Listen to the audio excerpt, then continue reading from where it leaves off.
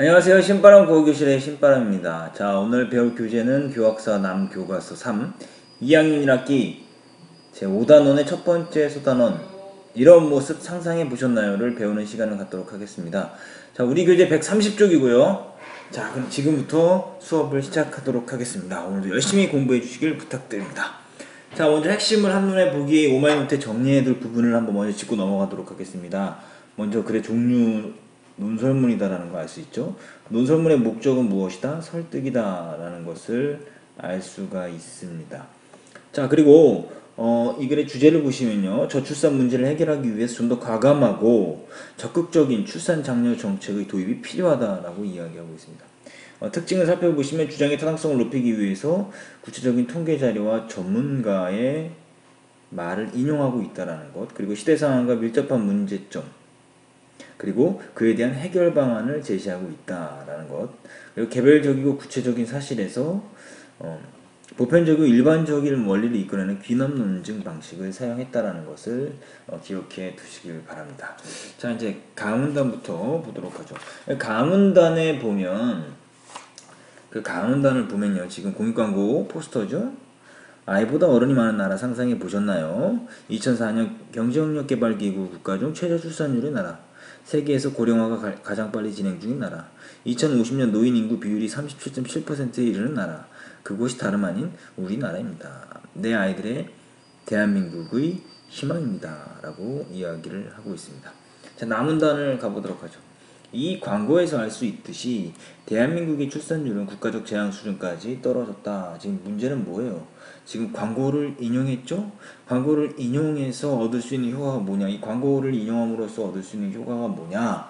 바로 뭐예요? 독자의 관심을 유도하는 거죠.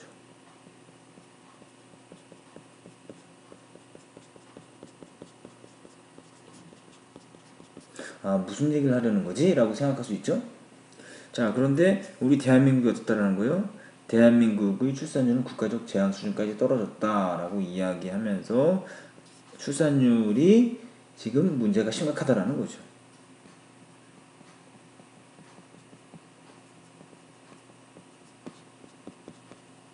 심각한 문제점을 이야기하고 있습니다.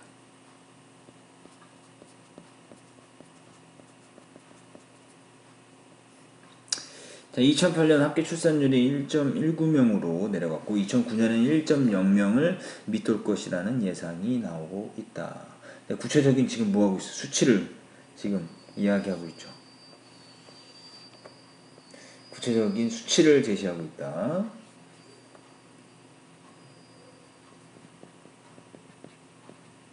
구체적 통계 자료를 제시하고 있습니다.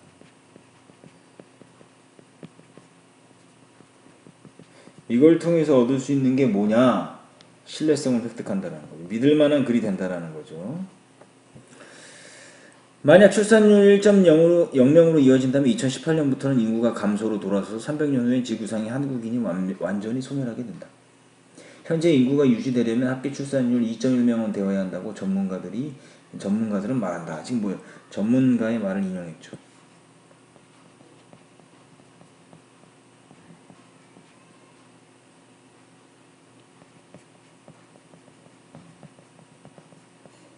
이것도 마찬가지로 전문가의 말을 인용함으로써 주장의 타당성과 신뢰성을 높일 수 있다라고 이야기할 수 있습니다. 그렇다면 왜 저출산이 문제가 되는지 알아보자. 이제 본격적으로 다룰 내용이 뭐냐? 저출산이 문제가 된다. 그것이 왜 그러냐라는 걸 알아보겠다 이 소리죠. 자, 이 부분 오마이노트 정리하셔야 되겠죠. 핵심 포인트. 자, 보죠. 소주제를 보시면 대한민국의 출산율이 심각한 수준으로 떨어졌다. 자, 이 글의 논제, 저출산으로 인한 문제를 다룰 것임을 제시하고 있다. 제시된 공익광고의 내용과 효과, 지하철 좌석 중 경무석이 많고 아이들이 앉을 수 있는 자리가 더 적다. 이것을 통해서 아이보다 어른이 많은 나라임을 보여준다는 거죠. 그리고 통계 자료, 효과를 보면 저출산 고령화 현실을 시각적으로 보여주고 독자에게 흥미를 유발한다는 게 광고를 통해서 얻을 수 있는 것이고요. 통계 수치를 제시함으로써 얻을 수 있는 효과, 저출산 문제에 대해 심각성을 객관적으로 보여주고 있고 글의 내용에 대한 독자의 신뢰도를 높일 수 있다라는 것을 우리가 알 수가 있습니다. 이제 본론 부분 가보죠. 자, 저출산이 왜 문제가 되냐? 첫째라고 이야기했습니다. 저출산으로 인해 가장 먼저 나타나는 부작용은 젊고 힘있는 노동 인구가 부족해지고 노동력의 질이 떨어진다는 점이다. 왜요? 나이 많은 분들만 많으면 어때요? 노동을 하는 데 있어서 불리하죠. 그러니까 노동력의 질이 떨어질 수밖에 없다라는 거죠, 이것이.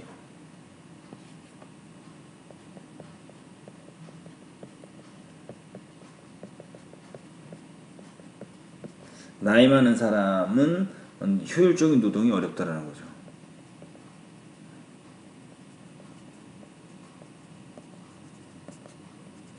효율적인 노동이 어렵다라는 겁니다. 그렇기 때문에 노동력 부족과 노동의 질 저하는 제조업 중심의 산업 구조를 가지고 있는 우리나라에게는 상당히 치명적이다.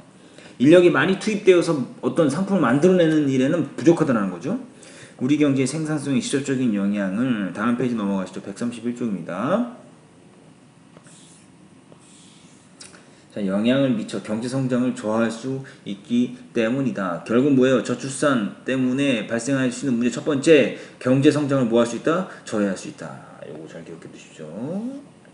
자, 둘째, 저출산은 정부의 사회적 지출을 급격히 증대시키고 현역 세대의 조세 부담, 세금을 내는 것을 가중시키는 문제도 초래한다. 왜 그렇죠? 노인층이 증가하면 의료비와 복지비 이런 것들 때문에 사회적 비용이 많이 소요된다라는 거죠.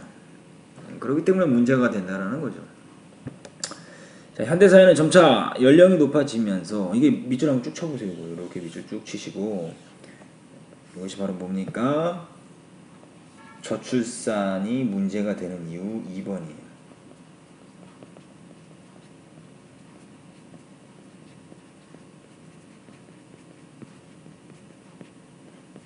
2번이 되겠죠.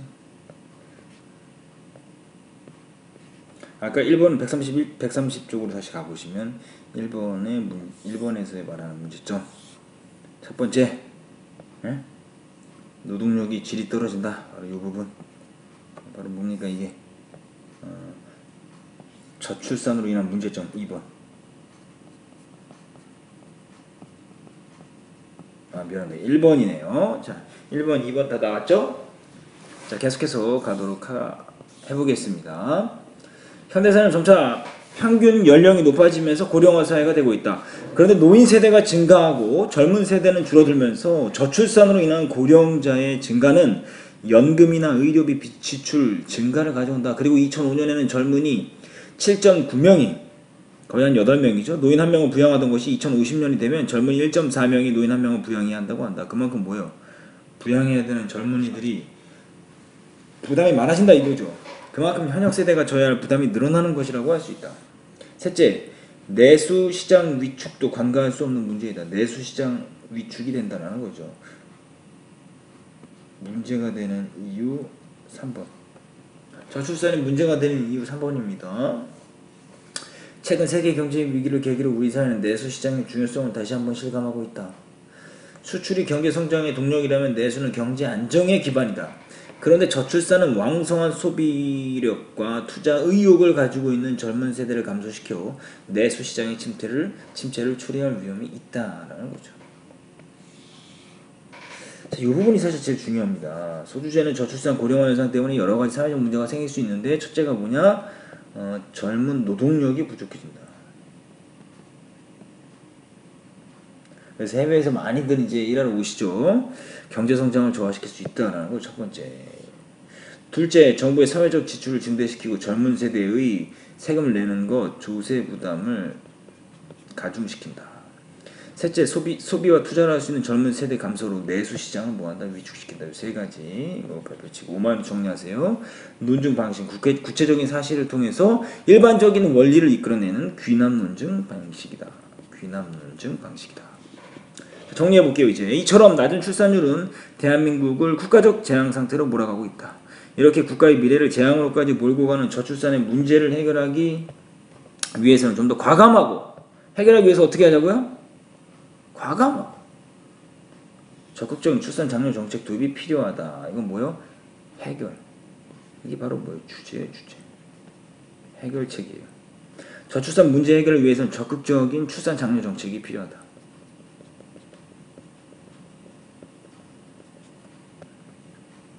결론은 뭐였어요? 저출산으로 우리 사회가 어려질 수 있음을 다시 한번 강조하는 거죠. 요약 정리하고 있죠.